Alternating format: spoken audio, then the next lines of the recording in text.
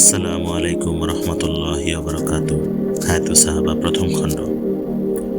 হযরত ওসমান ইবনে আফফান রাদিয়াল্লাহু তাআলা আনহুকে দাওয়াত প্রদান। আমর ইবনে ওসমান রহমতুল্লাহ আলাইহি বলেন, হযরত ওসমান রাদিয়াল্লাহু তাআলা আনহু বলিয়াছেন যে, আমি একবার আমার খালা আরওয়া বিনতে আব্দুল মুত্তালিবকে অসুস্থ অবস্থায় দেখিতে গেলাম। ইতোমধ্যে রাসূলুল্লাহ সাল্লাল্লাহু আলাইহি ওয়াসাল্লাম সেখানে আসিলেন। আমি তাহার প্রতি চাহিতেছিলাম। সে সময় তাহার নবুয়তের কথা কিছু কিছু প্রকাশ হইয়াছিল। তিনি আমার প্রতি চাহিয়া বলিলেন, হে ওসমান, কি ব্যাপার? এইরূপ মনোযোগ সহকারে আমার প্রতি কেন দেখিতেছ? আমি বলিলাম, আপনার ব্যাপারে আশ্চর্য বোধ করিতেছি। আপনার বিরুদ্ধে কুৎসা রটনা হইতেছে, অথচ আপনি আমাদের মধ্যে কিরূপ মর্যাদাশীল। হযরত ওসমান রাদিয়াল্লাহু তাআলা আনহু বলেন, তিনি বলিলেন, লা ইলাহা ইল্লাল্লাহ।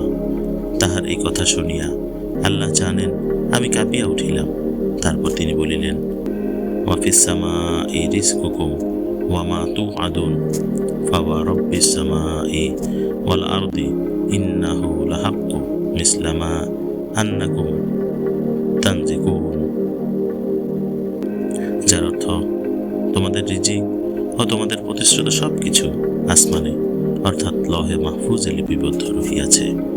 অতএব আসমান ও জমিনের রব্বে কসম, তোমাদের পরস্পর কথাবার্তার মতোই ইহা অর্থাৎ কিয়ামত সত্য। অতঃপর তিনি উঠিয়া বাহির হইয়া গেলেন। আমি তাহার পিছন পিছন বাহির হইয়া তাহার নিকট পৌঁছিয়া গেলাম এবং ইসলাম গ্রহণ করিলাম। আসসালামু আলাইকুম রহমতুল্লাহি ওয়া বারাকাতুহু। জাযাকাল্লাহু খাইরান।